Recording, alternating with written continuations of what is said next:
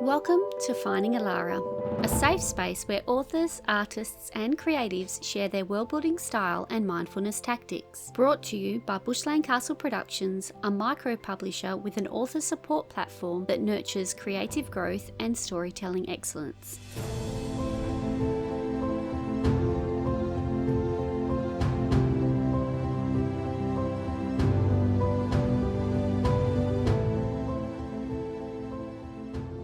Welcome to the Indie Author Book Fair Minisode series. All of these interviews were recorded as a live stream from the Indie Author Book Fair on the 30th of November 2025 in Bunbury. Each minisode will have the live interview component with myself or Paul Vandermeer from forest.chat, an additional conversation that the author had with Chris Ilsley at the event, and an excerpt from one of their creative works which I hope will inspire you to have a closer look at what's available in the indie book world. I hope that you enjoy these little chats. I will come back at the end and share my key takeaways and let you know who the next guest is going to be.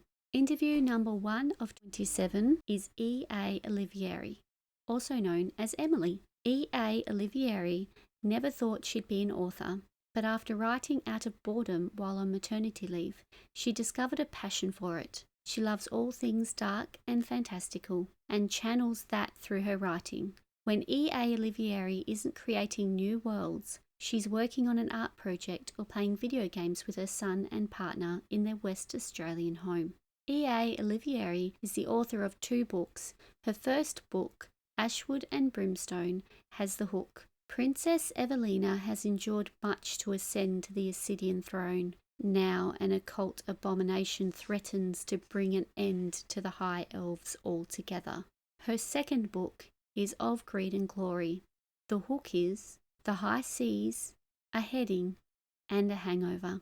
Her books are available on most online book retailers, including the Ink and Ivy bookstore, and can be found in-store at the Indie Realm in WA and Tales and Tomes in Queensland. This was Emily's first book fair, and we have done our best to clean up the audio for your enjoyment. But it was recorded live, so there are limitations on the quality we can produce. Please note that during the excerpt there is some sexually explicit content, including nudity and strong language that includes profanity. She does also talk about mental health concerns and how her challenges have helped her heal those emotional wounds during her conversation with Chris. If any of these subjects are triggering for you, then please make sure that you look after yourself and seek help if you need it.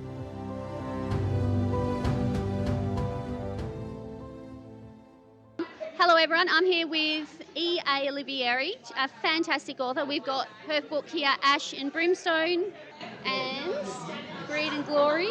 There we go. How are you today, Emily? Good. Feeling a little nervous, but that's fine. You look like you're very well set up. You've been to a few of these things before? This is actually my first one. First time for everything? Yeah, I've had one signing at the Indie Realm in Subiaco, and then this is my only other one. Fantastic. And who are you here with today? This is my partner, Daniel. Your support structure? Yes. Yes, definitely. he's your rock. Yes. Yes. Okay, well, we have a few pre-asked questions. So can you please tell me a little bit about yourself and how long you've been on the creative path? So I have been pretty creative, I'd say my whole life.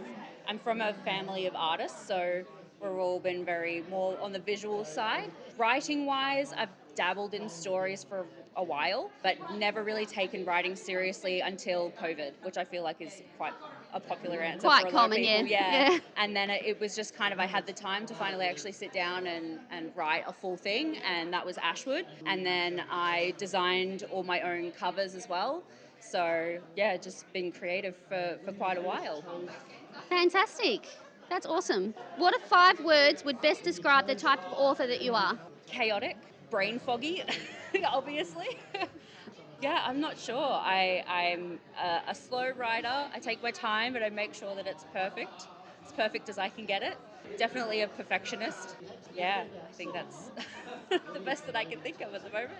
So what drew you to write in this sort of genre? Have you always been in love with fantasy? Always a very big fantasy person. I definitely had my head in the clouds off with the fairies when I was a kid. Loved the Shirley Barber books and the old ABC show The Fairies. That was like my favorite when I was a kid. And then later in life, I read a lot of Cassandra Clare, going into like the urban fantasy.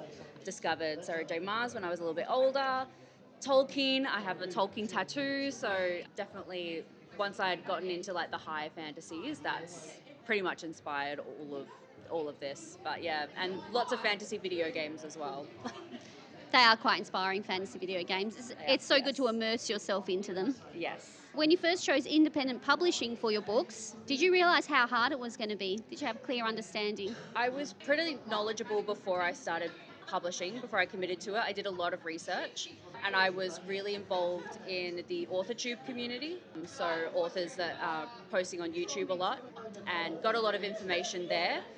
And I think that really helped. It's definitely still a lot harder than you expect. I think going into it, you kind of have an idea that yes, it's going to be difficult, and then once you're in it, it's very difficult. But it's definitely been very rewarding. But I wanted to keep everything, because I started writing and wanting to publish around COVID, I wanted to keep everything Australian and support Australian businesses, hire an Australian editor. Luckily, I was able to do my own covers, but if I wasn't, I would have hired an Australian cover designer. So that's what really pushed it. A lot of traditional publishers weren't taking fantasy at the time, so I was almost forced into it, but pretty happy to do it so that I could support Australian business. Is the town your story's based in an Australian town as well? It's not. So mine is epic fantasy, so it's a completely different world. Second world. Yeah. Yeah. So, but the continent that it's on is very inspired by Australia's multiculturalism, and there's a lot of different cultures that have kind of come together in the continent and made their own places and stuff like that, and then broken up into kingdoms and stuff. But it was very heavily inspired by our multiculturalism in Australia. Do you have any tips that you can share with someone who might be starting out on their independent author journey? Definitely do your research. Definitely be prepared to learn new skills and upskill. I think indie publishing, one of the biggest drawbacks is that it's so expensive. If you can learn to format your books yourself, do your own cover designing, that's going to save you thousands. Always hire an editor. I think getting a professional edit is so important. That's the one thing that I would say you definitely need to splurge on. The rest, you can teach yourself how to do it. There's so much information online. YouTube was a godsend for me, and there's so many free products now for you to be able to do a lot of the stuff yourself.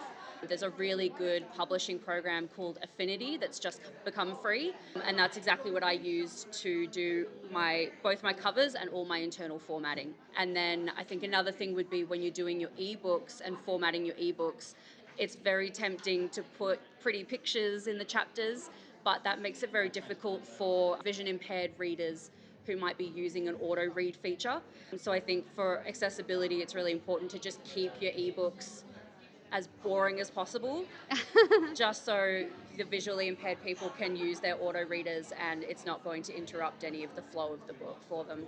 Yeah. Do you have a link for Affinity you can send us and we'll chuck it on the feed later?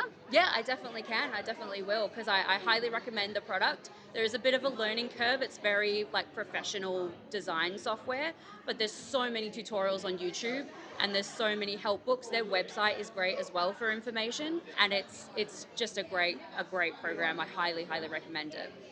Fantastic. Thank you so much for your time today. I've got a copy of your book, so I'm looking forward to reading it. Yeah. And yeah, Awesome. Thank you again. Any final words? Thank you, and I'm very excited to have this experience here. I think it's going to be a great day. I'm starting to lose my voice. Thank you. Thank you. Have you finished building your story and you're not sure which pathway to choose for publishing? The Book Reality Experience is a publishing assistance service offering partnership publishing solutions to authors. We have different pathways available, and we'll recommend what we think works best for you and your story. Check out our website at www.bookreality.com for more information. Together, let's turn your book dream into a reality. At the Indie Book Festival here in Bunbury, E.A. Olivieri. I love it when people have their initials. By the way, the E is for Emily, Emily, you enjoy playing, I'm guessing husband war, what are we talking about, Call of Duty? No, I play Skyrim and Legend of Zelda a lot. Of course you do, you're Yeah. into the fantastical. Yes. War of Duty is just far too real world. I did play it when I was a kid. Yep. Played the first ever Call of Duty, and what was the other one? Medal of Honor. Played that a lot as Yeah. well. But once you- it went on to console, I was done. Oh, that was it, you were finished. Yes. Mind you, they say the serious gamers only do it on PC. Did you know that? Yes, which I do agree, it is better. I don't like mainly shooter games on console, Yep. but sword combat games I prefer on console. Oh, okay, that's interesting, isn't it? Now, you said you're on maternity leave and you got bored, so you decided to write. Yes. So you weren't initially driven by a passion to write. You decided, well, I've got to do something. I'm sitting here, I'm getting lumpy and pregnant. I want to do something. And I've got a chance to do it now before the baby arrives and I'll be distracted looking after the baby. You decided to write. You thought, gee, I really like this. So what made you decide to write in the first place? Bearing in mind it wasn't something that you at the time were driven to do. Yeah, so it was actually after my son was born that I started writing. And it was just that I had gotten back into reading and, you know, sitting at home with him sleeping all the time. He was a wonderful sleeper, which I was very lucky for. And So no Venergan required? No, Yeah, no, that's very good. luckily. He would sleep 3 hours in the morning and 3 hours in the afternoon and then sleep all through the night. So Which very, gave very you lucky. plenty of time to A, sleep, and B, look after your creative juices. Exactly. And I just got back into reading after having kind of, you know, you full-time working, don't have time to do it anymore. Yep. And I just found that I couldn't quite find exactly what I wanted to read. And that's what led me into writing. I kind of finished a series, I was annoyed with the ending, and I was like, you know what, I can do this better. So I'm going to give it a go. I wonder how many authors have done that. They've looked at this and thought, oh, I could do this theme so much better. Yeah, or I wish this had happened instead of this. And yeah, it was very much like that. Why is it that you love all of these books that are dark and fantastical? What is it that drives you to those books? I've asked this question many people today, but it amazes me how many of you go down the same path. It tells me that there's a huge market out there for it. That I've got no doubt about. But what is it you think that drives people? And I think most people have got a different answer. They may have the same sort of theme, but there's very much a variation on that theme. What do you think lies behind it? I think for me, it comes from almost a morbid curiosity. Are you a morbid person? Yes, very much so. Morbid, melancholy. Like when I say dark, it's the very kind of gothic horror, body horror, gore kind of stuff. You don't strike me as a dark person now. You seem quite happy and quite smiley, and I'm just sort of wondering what. It's the day of retail. It's my retail work kicking back in. I think my history of working in retail. So you've never read a book called The Public and Why I'd Really Like to Club 'Em? No, I should though, because that would be. That I very would do cathartic. that. It would be definitely I after working think in retail. anyone who's ever had to deal with the public, if you talk to anyone who's worked in retail, in hospitality, they've all got stories to say, you know, if I hate people, please understand why. Yes. And then they'll say, I worked in retail or I worked in hospitality. It makes it very easy to hate people working in retail and hospitality. Did that make you dark? I don't think so. I think that's always just been how I was like when I was a kid. I used to tell my mum that I wanted to be a nurse because I liked blood. Oh, okay. Yes, You're the kind of person who got a cut and went, hey, look at this, it's bleeding. Exactly, yep. I was in the The rest of us garden, were fainting and feeling giddy, and you're Yeah. going, how cool is this? and I was in the garden playing with all the bugs and creatures and, you know, just yeah, that I guess the weird girl. So you weren't scared of spiders or anything like that? Nah. And I love slugs, love snails, used to dig for worms. Yeah. Ah. Very, very hands-on. What creates that? You know, when you talked about being a dark person, being melancholy, does that mean that you're a person who somebody might say has got mental health issues? Oh, yeah, definitely. Yeah. I've But you definitely... don't seem melancholy. You don't seem dark. I'm medicated now. For many, many, many years, I was very, very severely depressed. And especially when writing Ashwood, there was definitely an element of postpartum. So did that help you write the book? Did I it? think it did, yeah. And it was a very good way of processing a lot of emotions as well. So my book's there's a large focus of mental health in them. Probably explore it more than your typical fantasy books. I Yeah. really kind of go So you into think it. there's a solid underlying message there which you hope people get. Yeah, definitely. And it's very much a common theme in my books as well, is addiction and recovering from that. Yep. And that's definitely from family experience of, dealing with family members that have addiction problems and stuff like that. So it's come from a real place that, I think a trauma that I'm trying to heal through my writing. Well, it's wonderful. We've got 2 books, Ashwood and Brimstone, and also Of Greed and Glory. Emily OLIVIERI, thank you very much for joining us. Yes, thank you for having me. And by the way, if you're looking for the books, they're under the name, I've got to get this right, it's the initials, E.A. OLIVIERI. For the excerpt, I'm going to read chapter 1 from the book of Greed and Glory. I'm going to read the back first, and then I'm going to read chapter 1. So the back says, "The high seas, a heading, and a hangover. When infamous Royal Sea Elf Captain Bellona Glennon proves to be a menace at the ceremony of her baby niece, she is sent on her way to the nearest tavern, where her plans to drown her sorrows are interrupted by a better prospect, an easy wager. The prize? A treasure map and a chance for one last adventure with her brother, Even. But that ship has sailed for King Even, and instead he counters with an ultimatum. Take their sensible older brother, Peveril, along instead, and, most importantly, sober up, or be left out of her niece's life. Determined to prove she's more than just a loose cannon, Bellona puts down the drink and takes up the challenge. It's only after meeting the scholarly dark elf, Helio Lothar, she realises she might just be in over her head. As Bellona and Helio work together to uncover the ancient secret, dodging coastguards, booby traps, and death at every turn, they draw nearer to the treasure and to each other. The closer they become, though, the clearer it is that Helio is thirsting for more than knowledge, and the act first, think later Captain Bellona must decide if she'll trust her gut or her heart. Chapter 1.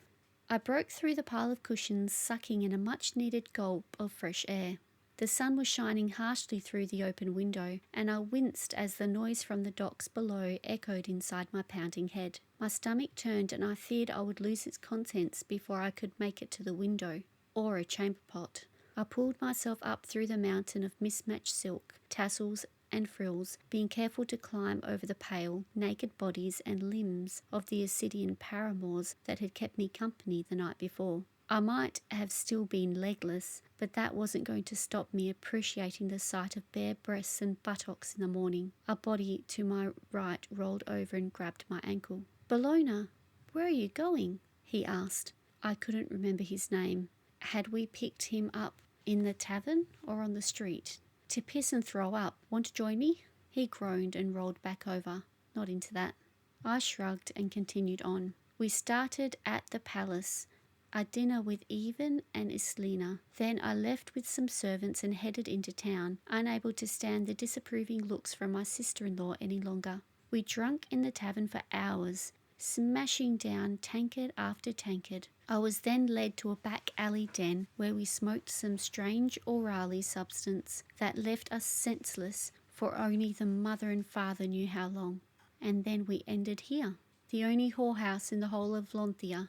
I sighed as I relieved myself over the chamber pot, my stomach settling a slight amount as the pressure on my bladder loosened. I stood for a moment, getting a feel for how my stomach was handling the abuse I'd inflicted on it the night before, trying to decide whether or not I should force myself to throw up to make myself feel better. I decided I was fine and turned around to assess the damage to the room. There almost always was some kind of damage after a good night, especially when I was involved. The Ascidian brothel had multiple rooms, each one decorated to a different theme. The room we'd chosen last night was the Cilician room. There was no bed, just hundreds of beautifully embroidered pillows. Bright coloured curtains lined the walls and ceilings, mimicking the inside of a tent.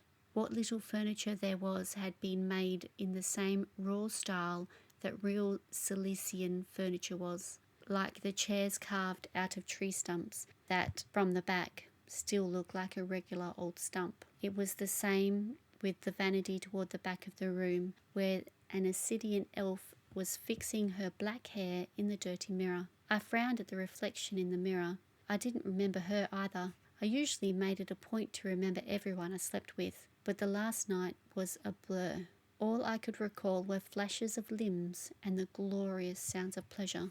The Ascidian gave me a sour look through the mirror, as if I'd offended her somehow, but I was sure she hadn't thought that last night when I'd most likely had my face buried between her slim thighs. My head rang as the bells from the temple sounded through the city, echoing painfully of stone buildings and walkways. A collective groan sounded from everyone in the room, followed by more heads bursting up through the massive cushions, a few curses as some realised they were late for work or would be found missing by family or spouses. People began frantically dressing and leaving the room. I simply lit my pipe and lounged in the open window, watching the chaos unfold.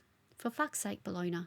I choked on my pipe smoke and reached for the nearest curtain to cover myself.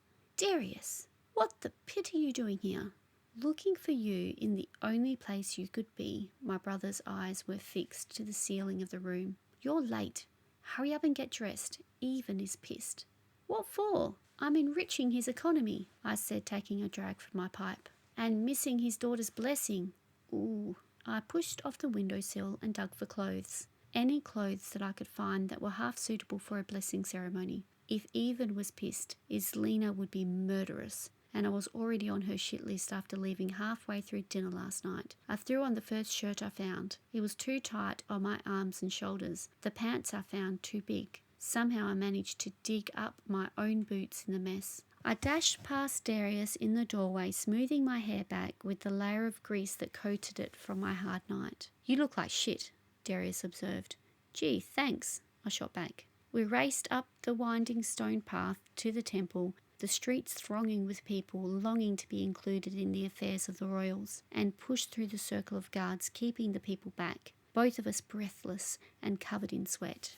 I pushed the doors of the temple open and they slammed back against the thick marble pillars, the noise echoing through the sacred space. Every person in attendance spun to face me. Ascidian courtiers, pale, black-haired and green-eyed, and my own people, Caracallans, grey-skinned, black-eyed and blue-haired.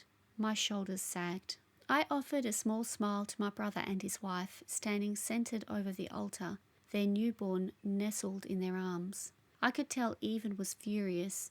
Then once he took in what I looked like, he looked as if he wanted to laugh. At me or the whole situation, I wasn't sure. Islena was seething. I was glad that we were in a sacred place. Otherwise, I truly believed she would have killed me. Darius and I slipped up the side aisle, past rows of people seated on carved stone benches facing the white marble altar. The priest had resumed spouting his bullshit to the congregation, my brother listening intently to the ritual for his precious child. Bologna Glennon, you will make this up to your brother, my mother hissed as I sat beside her on the uncomfortable stone pews, pain shooting through my rear. Whatever alcohol or other substance that had remained in my system this morning had started to wear off, and I was beginning to feel the aftermath of last night. I shifted my hips so that I was sitting more on my left cheek. I know. I waved her off. My head was pounding, sweat trickling down my brow. You smell horrendous. Where did Darius find you? Actually, I don't want to know. She held up her hand as if I planned on answering. I rolled my eyes. I would never live this down. With this water, I bless this child under the watch of the Father, and with this fire in the name of the Mother of all and the Father of all. May they keep this child healthy and safe under their watchful gaze for as long as she may live. My eyes began to flutter, my hands shaking. The priest's words began to muddle together in my head. I couldn't keep track of what part of the ceremony we were up to. It had been so long since I'd been to worship. It wasn't something we did in Caracalla. Our connection to the sea meant more to us than the gods, who may have created it but had no control over it. I tried to chant with the other attendees. but found that I'd forgotten the words. I stood when I should have kneeled and sat when I should have stood. I struggled not to laugh at myself and Peveril, my older brother, sighing with frustration beside me every time I got something wrong. Islina's shoulders were rising higher and higher with each one of my mistakes until they were practically touching her jaw. No, this family event would not end well for me. The ceremony ended with Even and Islina placing the baby's hands in the bowl each. One of cold water, which had shocked the baby into crying, and one warm, each symbolizing the father and the mother. The priest said his last blessing over the baby, and the congregation rose to chant their response. I was late to rise, my head aching from the screams of my infant niece, and I'd forgotten the response. So instead, I mumbled some nonsense and crashed back down into my pew, sucking in a sharp breath as I sat flat on my ass, and it kindly reminded me how much it hurt.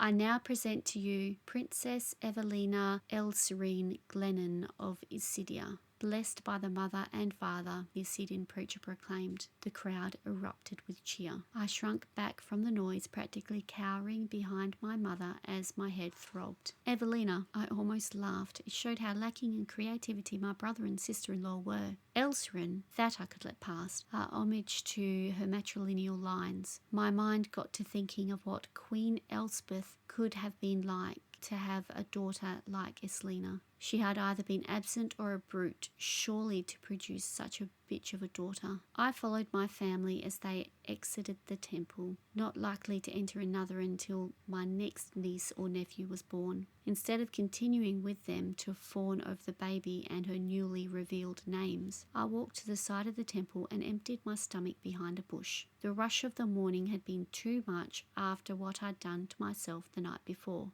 Belle! I flinched. I was in for it now. Eve, beautiful ceremony. Congrats on all that. And what beautiful names. My charms had never worked on Even. We were too alike. You looked like you were going to shit yourself the whole time. Are you still drunk from last night? He was trying to sound annoyed, concerned, but it came off more amused and maybe a little jealous. Not still drunk, and if I'd shat myself, I probably would have died. I joked, rubbing my sore ass. Even pinched the bridge of his nose. Belle, you make this really hard for me. If you don't buck up, Islina's going to ban you from the kingdom. It was just a bit of fun. Come on, Eve. You remember fun, right? We used to have it before your wife castrated you. My brother's face darkened. It's not funny, Bellona. This was the one day I wanted you present. For Evelina. I thank the Father that she, at least, will not remember this. He took a deep breath, his black eyes fixing on the blue sky above. I want you to be part of her life, but Islina won't let that happen if you don't sort yourself out. I rolled my eyes, as if she could stop me. When his frown became more downturned and he made no reply, I quickly placed a hand on his shoulder. I'm joking, brother. I'll be better. Last night was an accident. I didn't mean for it to go so far. I ruffled his blue hair. I'll be better. Even pulled away from me and tried to flatten his hair before returning to his wife and child. The brother I had once known was gone. He was a husband now, a father. We would have no more parties or adventures. My stomach churned as I watched him kiss his wife and steal his child away from her, gazing lovingly into his daughter's eyes. They'd stolen him from me, my best friend, the only one that understood me. I decided to walk up to the castle ahead of the planned procession. Along with the now constant pain radiating from my asshole, my legs were burning and my hips ached. I must have had a great night. I wish I could remember it better. The castle grounds of Lonthia were beautiful.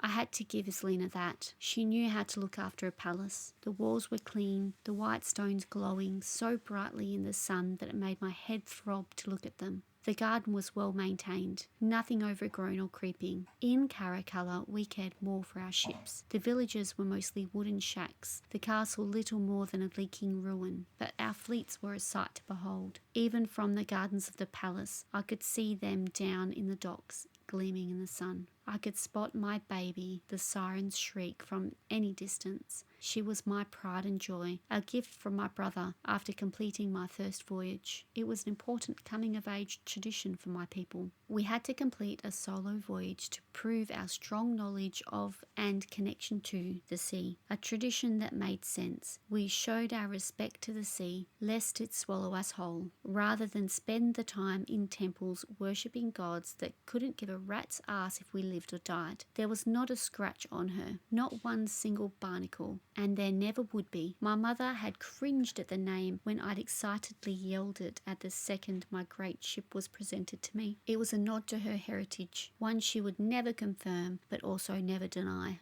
I hated to be on land, wasn't used to the stillness of it anymore, or how many people were everywhere. I loved my crew. They were an extension of my family, but they stayed on the ship, doing maintenance and staying away from the properness of society. We were a rather improper bunch. I let out a sigh under the judgmental gaze of the Lonthian servants on my back as I made my way to my rooms. I knew how it looked, that I was arriving before anyone else, but I'd rather get cleaned up for the rest of the event than be at my niece's blessing party smelling of alcohol, the unknown Orally substance, and sex.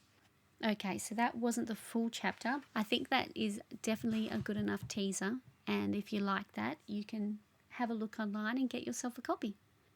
I want to make sure that I have 3 key takeaways from each of the interviews. So, number 1 for these interviews is the Affinity program. I've had a quick look at the program and there's certainly a huge learning curve for someone like me, but you should always look at what tools you have in your toolkit when you are a creative. The link is in the show notes if you want to have a look for yourself. My second takeaway, I really like how hands-on Emily is as an authorpreneur. She is right, it can cost so much to get your books out there, and there is a sliding scale of what you can spend your money on. I agree that you can't skimp on editing for sure. The last takeaway I had is how she embraced her craft on an emotional level and used it as a way to heal. I think that's just really beautiful. What were your key takeaways? If you would like to carry on the conversation with Emily, then she has a website, Facebook, Instagram, and Threads. Look for Emily_A_Olivieri. All her social links are in the show notes, along with her book list. In the next special episode, you will hear from Nicole Basley. If you're enjoying the show and would like to show some support, then please share these episodes with a friend. Or if you want to go the next step, then you can buy us a cuppa. Head on over to ko-fi.com/findingalara. That's ko-fi.com/findingalara. There is an option for you to buy us a cup of tea for $2, or you can join the Shadow Lair for $5 a month, where you receive exclusive content and advanced information about the show. If you would like to get in touch with myself or the team at Bushland Castle Productions, then I'm on Instagram and TikTok as @FindingAlara. There is a Discord channel and Facebook group called Finding Alara Podcast. The Bushland Castle Productions team are on Facebook, Instagram and Discord as BCP Creative,